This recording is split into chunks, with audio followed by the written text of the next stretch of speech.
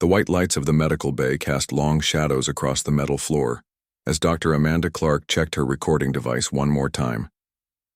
She had interviewed dozens of war refugees over the past 6 months, each one telling similar stories of defeat and loss. The Hegemony war machine rolled across the galaxy, crushing resistance wherever it found it. Most species surrendered quickly when faced with overwhelming odds. It was the smart thing to do. But this interview would be different. The creature sitting across from her barely looked alive. Kethvar was a Zetherian, one of the proud reptilian warriors who had fought the Hegemony for 3 years before their final defeat. His scales, which should have glowed with a soft blue light, were dull gray. His large eyes darted around the room as if expecting an attack at any moment. When he spoke, his voice came out as barely a whisper. "Tell me about your last battle," Amanda said gently. She had learned to be patient with trauma victims. "Take your time." Kethvar's clawed hands shook as he gripped the edge of the table. It was not a battle. Battles have rules. Battles make sense. What happened on Kepler 7 was something else entirely. Commander Jake Phillips shifted in his chair near the back of the room. He was only here as an observer, representing the Terran Defense Corps in these refugee proceedings. Most humans barely knew there was a galactic war happening. Earth was too far from the fighting, too small to matter. Jake had volunteered for this duty mostly out of curiosity. The Hegemony had surrounded our position. Kethvar continued. We had maybe 200 soldiers left. They had thousands. We expected them to demand our surrender. Every civilized species would do that. Why waste lives when victory is certain? Amanda nodded. This was standard military doctrine throughout the galaxy. Why fight when defeat was inevitable? But they didn't ask for your surrender? Oh, they did. But the humans were with us. Kethvar's voice dropped even lower. 50 human soldiers. That's all. 50 humans out of 200 total. The Hegemony commander sent his terms. Complete surrender or total destruction. Standard procedure. Jake leaned forward. 50 human soldiers shouldn't make any difference in a battle like that. Humans were tough fighters, sure, but they were still just flesh and blood. What did the human commander say? Kethvar looked directly at Jake for the first time. His eyes were wide with something that looked like fear mixed with confusion. Your people don't think like us? When Captain Ben Parker heard the surrender demand, he laughed. Actually laughed. Then he asked our commander if we wanted to see something interesting. Interesting? Amanda asked. The humans had been quiet during most of the siege. They followed orders, fought when needed, but they seemed almost bored. We thought they were just accepting their fate like rational beings. But when surrender became the only logical option, something changed in them. Parker gathered his soldiers and spoke to them in that strange human language. I didn't understand the words, but I understood the tone. Kethvar paused and took several deep breaths. His scales flickered with the faintest hint of blue before going gray again. Parker told our commander that humans don't surrender. Ever. He said that if we wanted to surrender, we could try, but the humans would keep fighting, alone if necessary. Our commander thought this was madness. 50 soldiers against thousands. It was suicide. Jake felt a strange pride building in his chest. Even facing impossible odds, human soldiers had chosen to fight. But pride quickly turned to confusion as Kethvar continued his story. Parker sent a message back to the Hegemony commander. It was simple. Come and take us. That's all. 3 words. But the way he said it made everyone in our bunker go quiet. There was something in his voice that didn't belong to a soldier about to die. He sounded hungry. Amanda checked her readings. Kethvar's heart rate was climbing rapidly. Did the Hegemony attack immediately? They waited until dawn. Professional military doctrine. Attack when visibility is best, and defenders are tired. They came in 3 waves, just like the textbooks say. The first wave hit our outer defenses with heavy weapons and armor support. Standard overwhelming force tactics. Kethvar's hands were shaking harder now. Our defenses should have crumbled in minutes. We had light weapons, limited ammunition, no air support. By every calculation, we should have been overrun before the sun was fully up. But you weren't. Jake said quietly. No, because of the humans. They didn't fight like soldiers. They fought like something else entirely. When the first Hegemony vehicles broke through our perimeter, Parker's people were ready. But they weren't in defensive positions. They were moving toward the enemy. Amanda frowned. Moving toward them? That doesn't make tactical sense. Nothing the humans did made sense. When normal soldiers take heavy casualties, they fall back or surrender. When humans take heavy casualties, they get angry. And angry humans are terrifying. Kethavar stood up suddenly and began pacing around the small room. Sergeant Lisa Webb was hit by plasma fire in the first exchange. The blast should have killed her instantly. Instead, she used her own rifle as a club and charged the enemy position. While burning, while half dead, she took out an entire squad before she finally collapsed. Jake had heard stories like this before, but usually they were exaggerated tales, told by proud veterans. The way Kethavar spoke made it sound like he had seen it happen. The Hegemony soldiers started calling them the Burning Ones after the first day. Not because of weapons or technology, because humans keep fighting when they should be dead, because they turn their own injuries into rage, because they never, ever stop.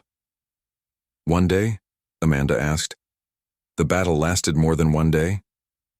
17 days. Kethavar's voice was barely audible now. 17 days of fighting that should have ended in 17 minutes. The Hegemony kept sending reinforcements because they couldn't believe what they were seeing. How do you defeat an enemy that grows stronger as you hurt them? The room fell silent except for the soft hum of the recording equipment. Jake realized he was holding his breath. By the end, there were only 12 humans left alive.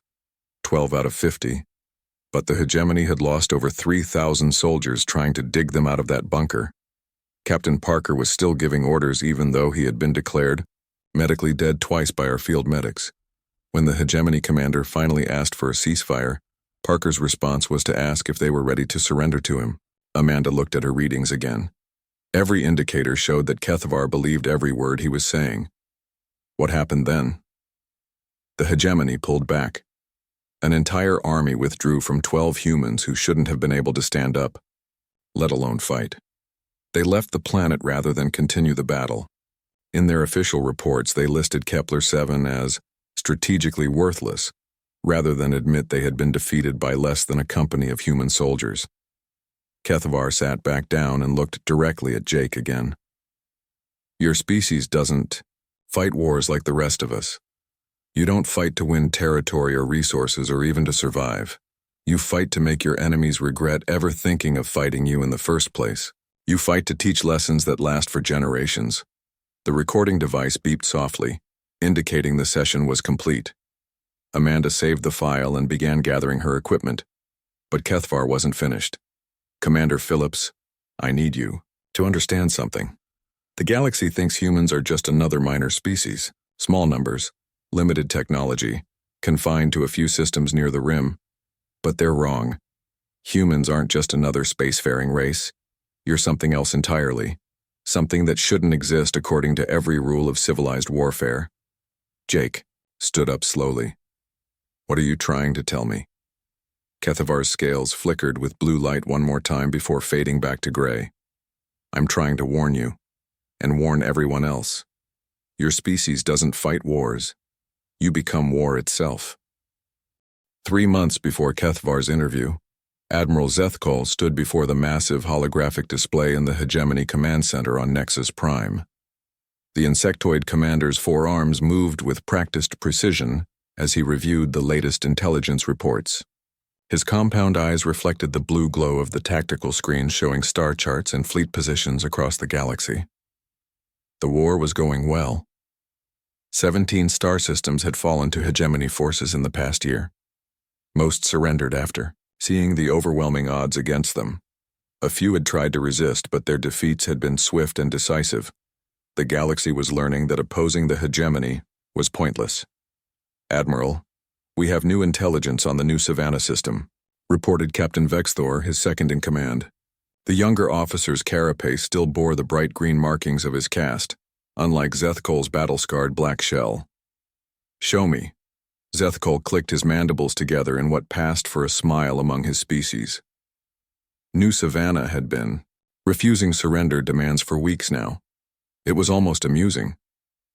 The human colony world sat at a strategic jump point between three major trade routes.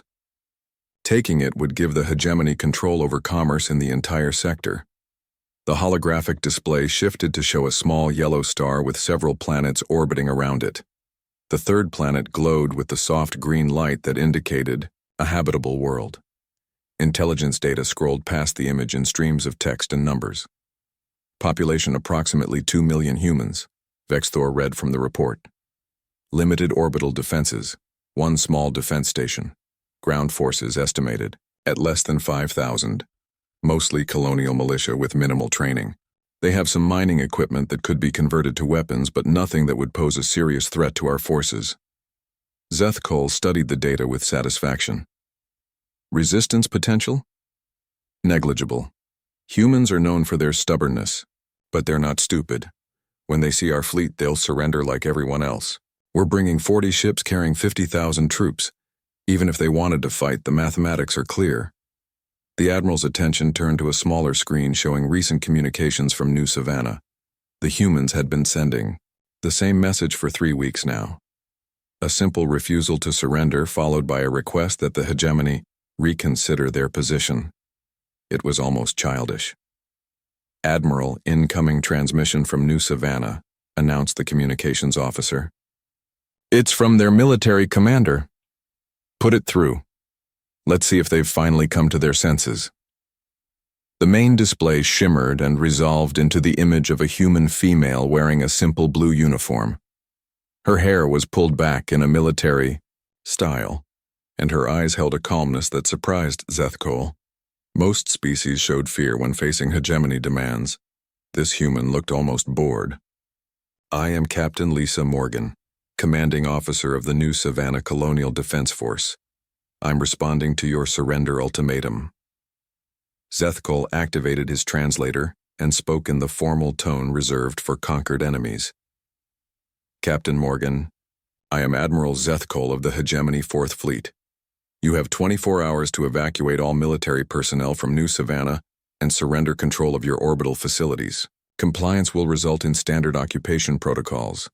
Resistance will result in total planetary pacification. Captain Morgan nodded slowly. I understand your position, Admiral. I need to inform you of ours. New Savannah Colonial Defense Force does not recognize your authority to make demands. We will not surrender our world, our people, or our freedom to your forces. The confidence in her voice puzzled Zethkul. Did she not understand the situation? Captain, perhaps you misunderstand. The odds. We have 40 warships carrying 50,000 veteran soldiers. You have a few thousand colonists with farming equipment. This is not a battle you can win. Admiral, I think you're the one who misunderstands something. Morgan's expression didn't change, but something in her tone made Zethkul's antennae twitch with unease.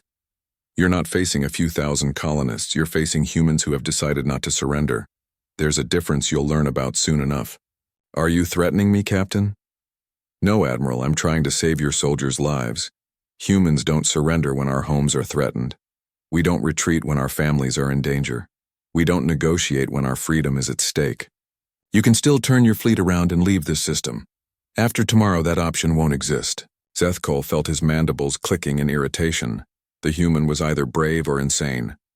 Captain Morgan, your world has no orbital defenses capable of engaging our fleet. Your ground forces have no heavy weapons. Your people have no military experience. What exactly do you think will happen when we arrive? For the first time, Captain Morgan smiled. It was not a pleasant expression. Admiral, you're about to find out why humans have never lost a war on our home soil. We don't fight like other species. We don't follow the rules you expect. And we don't stop fighting until our enemies wish they had never heard of us. She reached forward and cut the transmission before Zethkul could respond. The display returned to the tactical overview of New Savannah, but the Admiral found himself staring at the small planet with new uncertainty. Sir, should I prepare the fleet for immediate departure?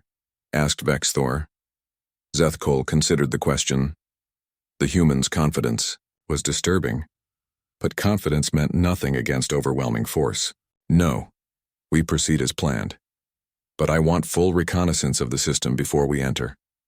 If the humans have hidden defenses, I want to know about them. The reconnaissance drones launched 6 hours later, approaching New Savannah from multiple vectors. What they found made no sense. The planet showed no signs of military buildup, no hidden weapon platforms, no reinforcements arriving from other systems. Just a normal colony world with normal civilian traffic. Sir, the scans confirm our original intelligence, reported the reconnaissance officer. No significant military assets, no new defenses. The humans appear to be conducting normal civilian activities. What about their defense station? Guardian's watch shows minimal activity, no new weapons installations, no additional ships. It's almost as if they're not preparing for battle at all. Zetherian studied the reports with growing confusion. Either the humans were completely delusional about their chances, or they had some plan that his strategists couldn't see. What are they doing? According to our surveillance, they're evacuating non-essential personnel to underground shelters.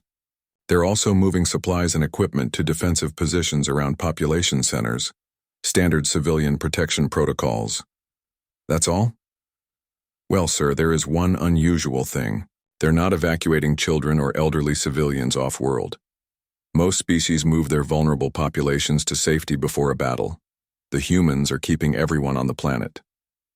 This made even less sense. Why keep civilians in danger if you couldn't protect them? Are they using them as shields? No, sir. Our analysis suggests they're actually incorporating civilian populations into their defense plans. Children are being taught to operate communications equipment. Elderly civilians are being organized into logistic support roles. It's as if they're turning their entire population into a military force. Admiral Zetherian had conquered dozens of worlds. He understood military strategy, civilian psychology, and the mathematics of warfare. But this human behavior followed no logical pattern he recognized. Sir, incoming message from Hegemony Command, announced the communications officer. Hi, Command wants to know why we haven't taken New Savannah yet. They're questioning the delay. Zetherian clicked his mandibles in frustration. The delay was embarrassing, but something about this situation felt wrong. His instincts told him to be careful, but his orders were clear. Signal the fleet, we jump to New Savannah in 12 hours. All ships are to prepare for standard planetary assault protocols. As the crew prepared for battle, Zetherian found himself thinking about Captain Morgan's words. She had warned him that humans don't fight like other species, but every species said that about themselves. Everyone thought their warriors were special, their tactics unique, their courage unmatched. It was just species pride talking. The jump to New Savannah went smoothly. 40 Hegemony warships dropped out of hyperspace in perfect formation, their weapons powered and ready. The small defense station Guardian's Watch sat in orbit around the planet like a metal dot against the stars. It didn't even try to run. Open communications with the defense station, Zetherian ordered. Let's give them one last chance to surrender. The reply came immediately. Captain Morgan's face appeared on the screen again, but this time she was wearing combat armor instead of a dress uniform. Behind her, Zetherian could see other humans moving with quick, efficient movements. They looked busy but not panicked. Admiral Zetherian, I see you decided to accept our invitation. This is your final warning, Captain. Surrender now or face the consequences. Admiral, I gave you a chance to leave. You chose to stay. Now you get to learn why that was a mistake. Morgan's voice was calm, but her eyes held something that made Zetherian's compound vision blur with unease. Tell your soldiers that they're not fighting colonists today. They're fighting humans who have decided that you're not leaving this system alive. Colonel Ryan Davis crouched behind the twisted remains of what used to be a shopping center in downtown New Haven, the largest city on New Savannah. The Hegemony bombardment had turned the peaceful colonial settlement into a maze of broken concrete and twisted metal. But that had been part of the plan. Every building that fell created new cover. Every crater became a fighting position. Every piece of debris became a weapon. The morning air was thick with smoke from burning vehicles. 3 days had passed since The first Hegemony troops landed in the city center, expecting to find terrified civilians ready to surrender. Instead, they found an urban battlefield where every street corner held death and every shadow might hide an enemy. "Colonel, we've got movement in Sector 7, whispered Sergeant Nicole Turner through his earpiece. "Looks like another patrol, maybe 20 soldiers." Ryan checked his tactical display. Sector 7 was supposed to be under Hegemony control. They had taken it on the first day, clearing out all human resistance. At least that's what their commanders believed. "Let them pass through the kill zone, then hit them from behind. Make sure none of them make it back to report." This was how the battle had been fought for 3 days. The Hegemony would advance, claim territory, and report success to their commanders. Then the humans would emerge from hiding places that shouldn't exist and destroy the occupying forces. Buildings that appeared empty would suddenly come alive with gunfire. Streets that seemed clear would explode with hidden charges. Children who looked like refugees would drop grenades and disappear into sewers. The Hegemony soldiers were learning to fear everything in the city, especially the children. Ryan remembered the first day when Hegemony troops had captured the main square and set up a command post. They thought they were safe in the center of their controlled zone. Then 8-year-old Tommy Chen had walked up to their guards carrying a stuffed animal. The soldiers had barely had time to realize the toy was packed with explosives before Tommy pressed the button hidden in the bear's paw. The boy had vanished into the crowd before the smoke cleared.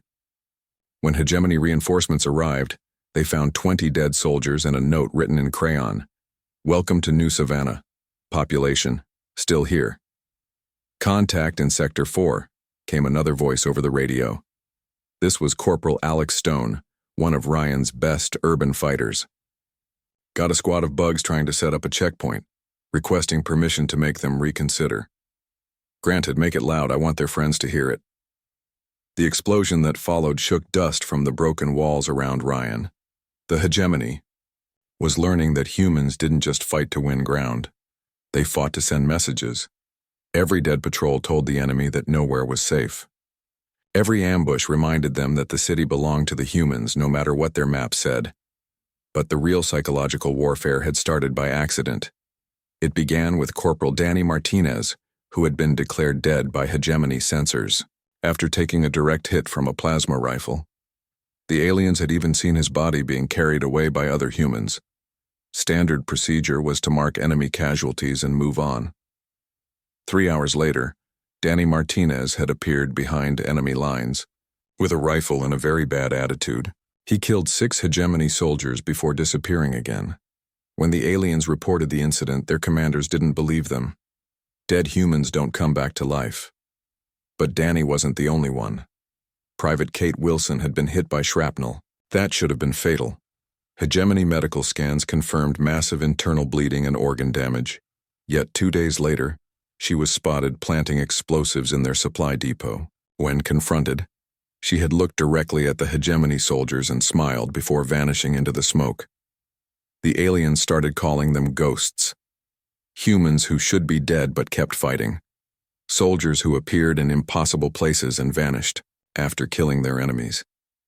The Hegemony troops began reporting encounters with human fighters who walked through gunfire without flinching, who fought with weapons that should have run out of ammunition days ago, who seemed to know exactly where the aliens would be before they got there. What the Hegemony didn't understand was simple human stubbornness. When humans decided something was worth dying for, death became negotiable. Wounds that would stop other species just made humans angry. Pain that would break alien morale just focused human determination. The worse things got, the harder humans fought. Ryan's radio crackled with another report. "Colonel, this is Lieutenant Gary Ross at the hospital. We've got more volunteers coming in." The hospital had become the strangest battlefield in the city. Dr. Susan Clark, the chief medical officer, had turned the medical center into a fortress where wounded humans got patched up just enough to keep fighting. The Hegemony had tried to capture it twice, thinking it would be an easy target full of helpless patients. They learned differently. Patients with broken legs operated sniper rifles from wheelchair positions. Elderly civilians with heart conditions coordinated artillery. strikes from their hospital beds. Children with minor injuries served as runners, carrying messages and supplies through air vents and maintenance tunnels that were too small for adult soldiers. "How many?" Ryan asked. 47 so far today. Ages range from 12 to 78. The old man is a retired mining engineer who says he knows how to make the whole industrial district collapse on command. The 12-year-old girl has been mapping Hegemony patrol routes for 3 days. She knows their schedules better than they do. This was what the Hegemony couldn't understand. In their society, warfare was conducted by professional soldiers while civilians stayed out of the way.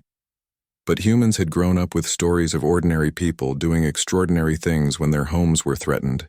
Farmers who became fighters, teachers who became tacticians, children who became heroes.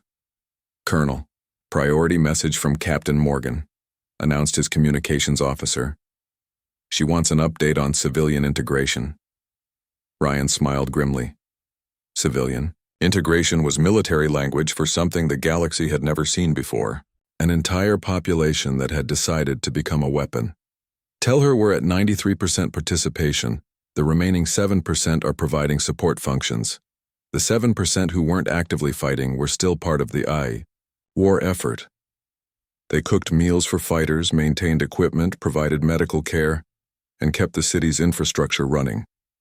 Even the youngest children had jobs, whether it was carrying messages or keeping watch for enemy patrols. But it was the active fighters who were breaking Hegemony morale. 3 days of urban combat had cost the aliens over 2,000 casualties. They controlled maybe half the city, and even that control was questionable. Every building they occupied had to be defended constantly.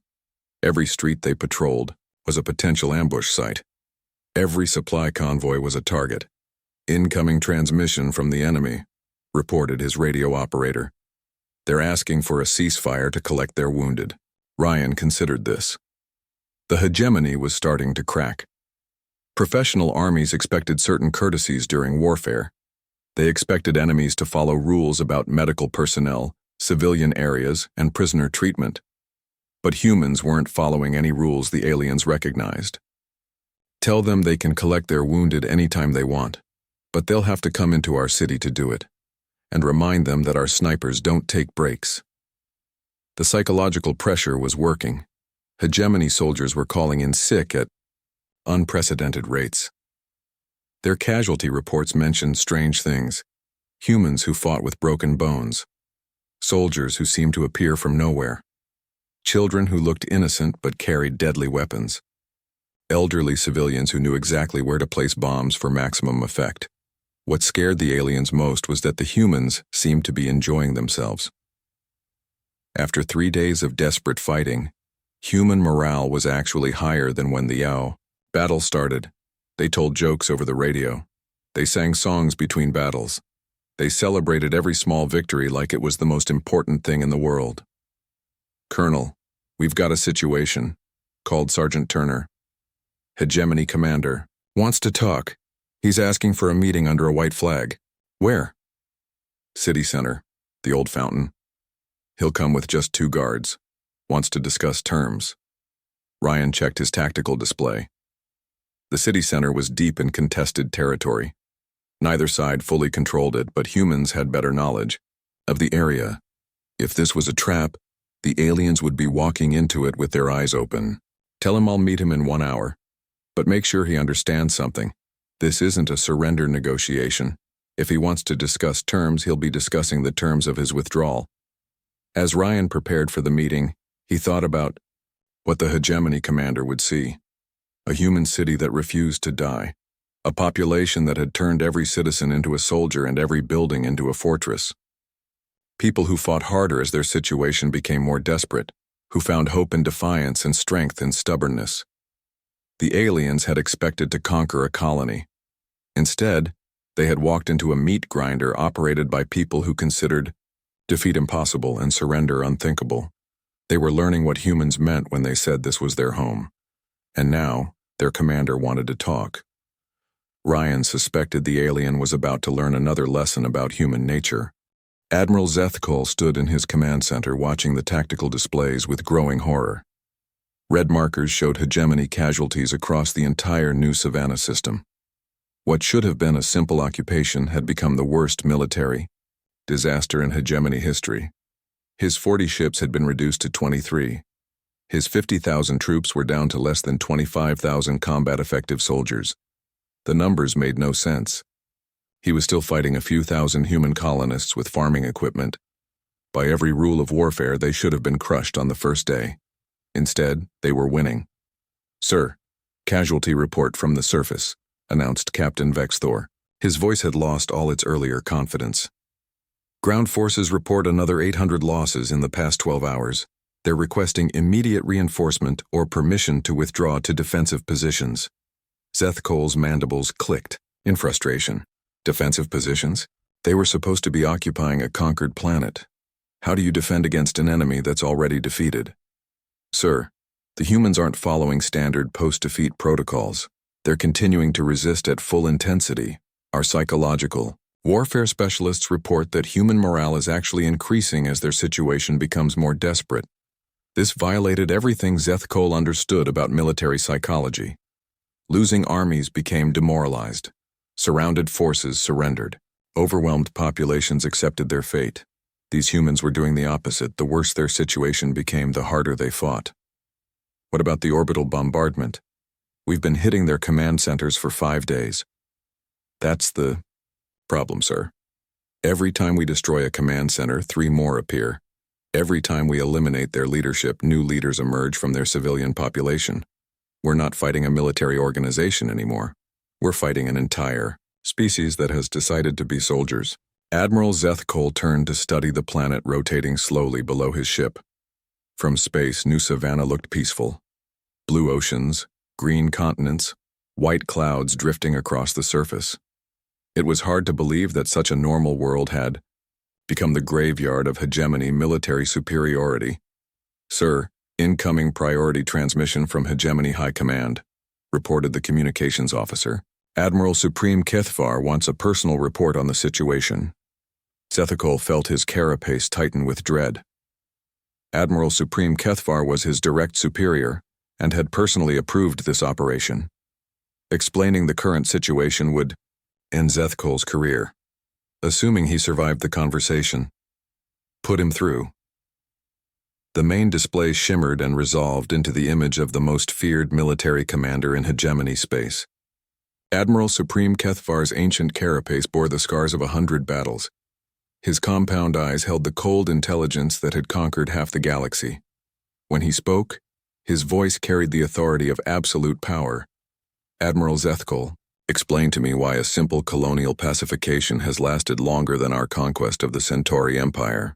There was no way to make the truth sound acceptable. "Sir, the humans are not responding to standard military pressure. They appear to have converted their entire civilian population into combatants. Our casualty projections were based on fighting, a normal colonial defense force, not an entire species in total war mode." "Total war mode?" Admiral Supreme Kethvar's voice dropped to a dangerous whisper. "Are you telling me that primitive colonists have forced the Fourth Fleet into a siege situation?" "Sir, I need to stress that these humans are not fighting like colonists. They're not fighting like any species we've encountered. They don't retreat when faced with superior force. They don't surrender when surrounded. They don't negotiate when defeated. They just keep fighting." "Every species says that about themselves, Admiral. Explain the casualties." Zethkol activated his tactical display and transmitted the data directly to High Command. "Sir, in 5 days of fighting, we've lost 17 ships and 25,000 soldiers. The humans have lost approximately 60% of their population, but the survivors are fighting with increased intensity rather than decreased morale." The silence from Admiral Supreme Kethvar lasted for nearly a full minute. When he finally spoke, his voice held something Zethkol had never heard before. "Uncertainty. Repeat that last statement, Admiral." "Sir, the humans are fighting harder as they take more casualties. Our xenopsychology experts can't explain it. Every model predicts that they should have surrendered or broken completely by now. Instead, they're launching more aggressive attacks and taking greater risks. Show me the combat recordings." Zethkol transmitted the most recent battlefield footage from the surface. The holographic display filled with images of human fighters who looked like they should be in medical facilities instead of combat zones. Soldiers with massive injuries continuing to fight. Civilians with no military training operating complex. Weapons with deadly efficiency. Children coordinating attacks that would challenge professional military planners. Admiral Supreme Kethvar watched the recordings in silence. His expression was unreadable, but Zethkol noticed that his mandibles had stopped their usual clicking. That was never a good sign. Admiral, this footage shows humans fighting effectively despite casualty rates that should have broken their combat effectiveness 3 days ago. Are you certain these recordings are accurate? Yes, sir. We've verified them multiple times. The humans have some kind of psychological conditioning that makes them more dangerous as their situation becomes more desperate. Our troops are calling them demons because they won't stay down when killed. The conversation was interrupted by an urgent beeping from the tactical station. Sir, priority alert from the surface. Major Kevin Hayes is reporting a massive human assault on our primary landing zone. Zethkol's compound eyes refocused on the planetary display. The primary landing zone was supposed to be secure. It was defended by 5,000 Hegemony troops with heavy armor support and orbital fire support. How many humans? Unknown, sir. Major Hayes reports that they're coming from all directions at once. The attack appears to be coordinated by the entire surviving population. This was impossible. The human population had been reduced to less than 1 million people scattered across a war-torn planet. They shouldn't have been able to mount a coordinated assault on anything, let alone the most heavily defended position in the system. Sir, Major Hayes is requesting immediate evacuation, continued the tactical officer. He says the situation is untenable. The humans aren't just attacking the landing zone, they're attacking everything. Supply depots, communication arrays, medical facilities, command posts. It's like they've decided to assault our entire military presence simultaneously. Admiral Supreme Kethvar's image leaned forward on the display. Admiral Zethkol, are you telling me that a broken colonial population is launching a planet-wide offensive against a professional military force? Before Zethkol could answer, alarms began sounding throughout the command center. Sir, massive energy readings from the planet's surface, shouted the sensor operator. Something big is happening in the industrial sector. The main display switched to show a satellite view of New Savannah's largest city. At first, nothing seemed unusual. Then the ground began to collapse. Entire city blocks fell into massive sinkholes that had been carved out beneath them. As the dust cleared, the true scope of the human plan became visible. The humans had been mining tunnels beneath their own cities for 5 days. Not random tunnels, but precisely calculated excavations designed to collapse at exactly the right moment. As the Hegemony's primary base fell into the engineered caverns below, secondary explosions began detonating throughout the complex. Sir, Major Hayes is no longer responding, reported the communications officer. All signals from the primary landing zone have ceased. Admiral Zethkol realized he was watching something unprecedented in military history. An entire civilian population had sacrificed their own cities to destroy an occupying army. They had literally moved mountains to bury their enemies, then vanished into tunnels and ruins that they had been preparing since the battle began. Admiral Supreme Kethvar, I request permission to withdraw the fleet to a safe distance and reassess. Our options. Denied. You will complete your mission, Admiral. The Hegemony does not retreat from primitive colonists. But even as the order was given, Zethkol could see new developments on his tactical display. Human fighters were emerging from hiding places throughout the system, not just on the planet, but from asteroid mining stations, orbital platforms, and even disabled ships that had been presumed destroyed. They had been planning this coordinated assault since the moment his fleet arrived. Sir, incoming transmission from the human commander, announced the communications officer.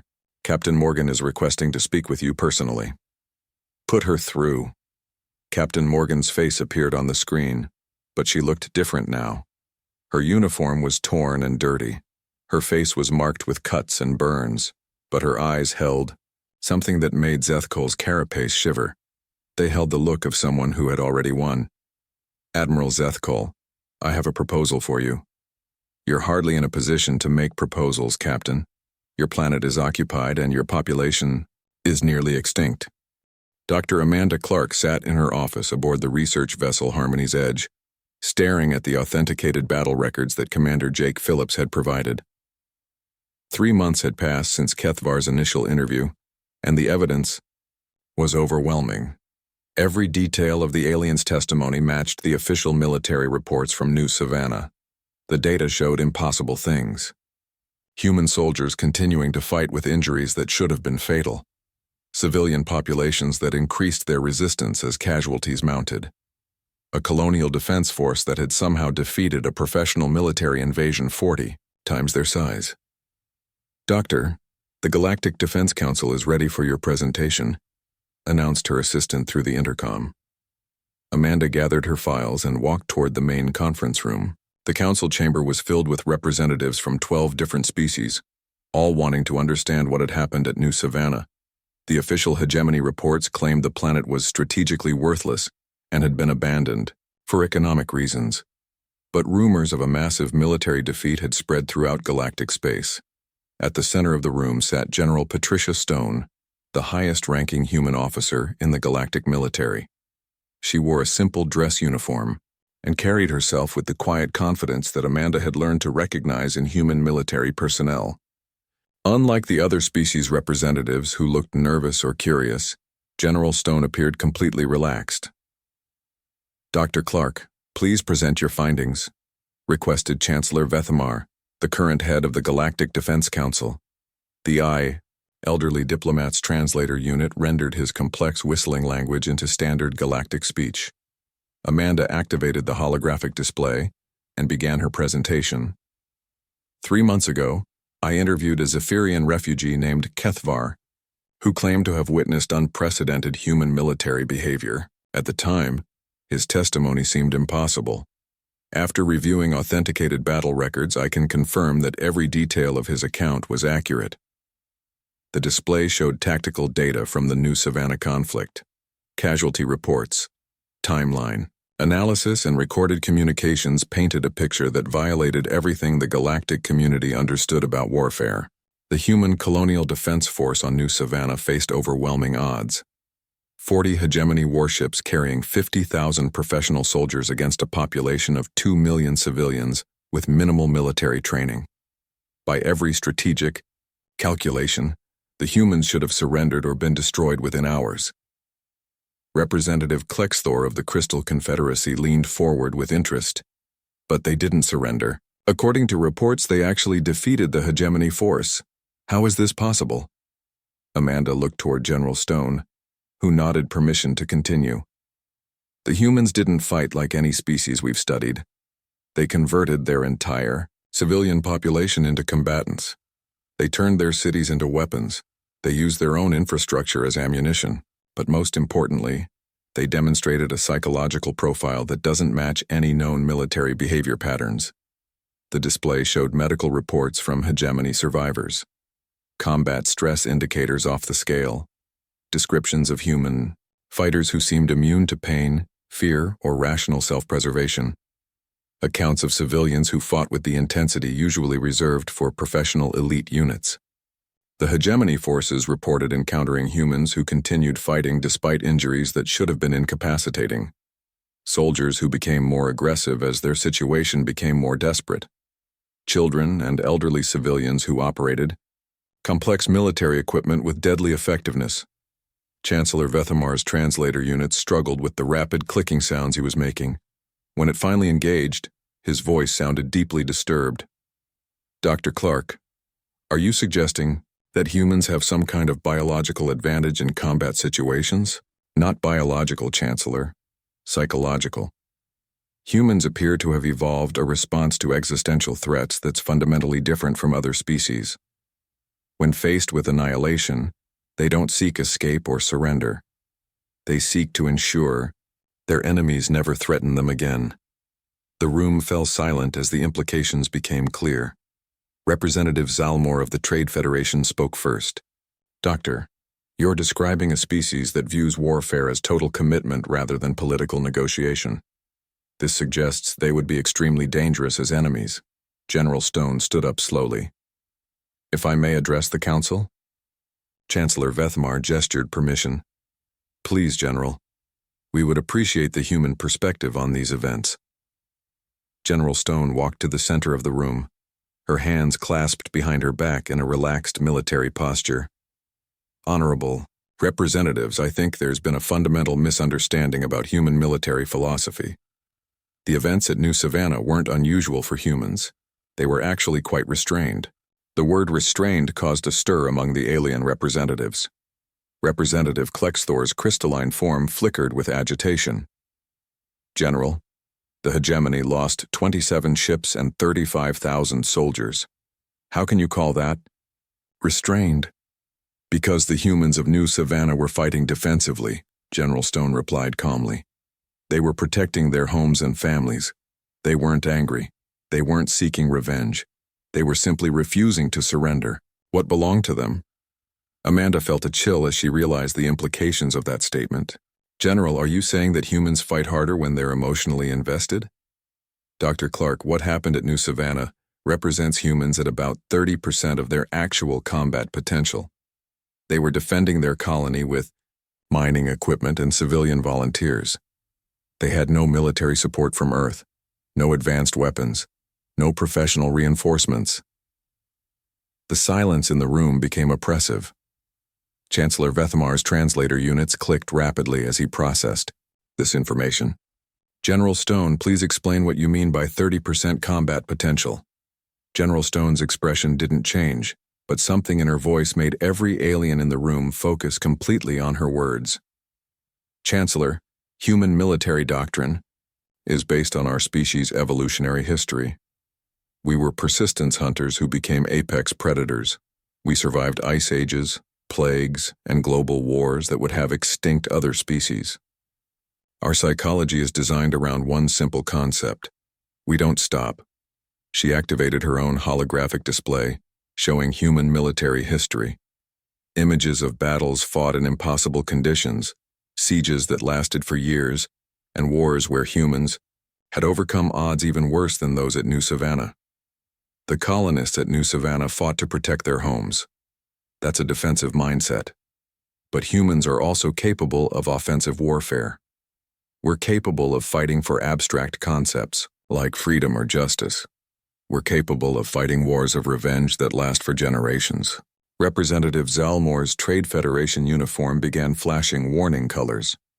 General, what you're describing sounds like a species that views warfare as a cultural expression rather than a political tool. That's exactly what I'm describing. Representative, humans don't fight wars to achieve specific goals. We fight wars to teach lessons. The lesson we taught the Hegemony at New Savannah was simple. Attacking human civilians is too expensive to be worth attempting. Dr. Amanda Clark realized she was witnessing something unprecedented in galactic history. A species was calmly explaining to the galactic community why they should be feared, not through threats or displays of power, but through simple statements of fact. General, the Galactic Defense Council needs to understand the full implications of human military capabilities, Chancellor Vethmar said carefully. Are you saying that what happened at New Savannah could happen anywhere humans are threatened? Chancellor, I'm saying that what happened at New Savannah was a small-scale demonstration of human defensive capabilities. If any species were to threaten Earth itself or launch attacks against multiple human colonies, they would discover that we have offensive capabilities that make New Savannah look like a training exercise. The representatives began talking among themselves in rapid, agitated tones. Multiple translator units struggled to keep up with the excited conversations in dozens of languages. The implications were staggering. A species that fought harder as their situation became more desperate. A population that could convert civilians into effective combatants overnight. A military philosophy based on making enemies regret their decisions for generations. Chancellor Vethmar called for order. General Stone, the Council appreciates your honesty, but we need to address the practical implications of this information. How should the galactic community interact with humanity going forward? General Stone smiled for the first time during the presentation. It was a warm, friendly expression that somehow made her previous statements even more unsettling. Chancellor, the answer is simple. Treat humans as equals and partners, and you'll find us to be the most loyal allies in the galaxy. We'll share our technology, protect your trade routes, and stand beside you against any threat." She paused, her smile fading slightly. "But if any species decides to treat humans as enemies, they'll discover that we're very good at making sure they never get a chance to make that mistake again."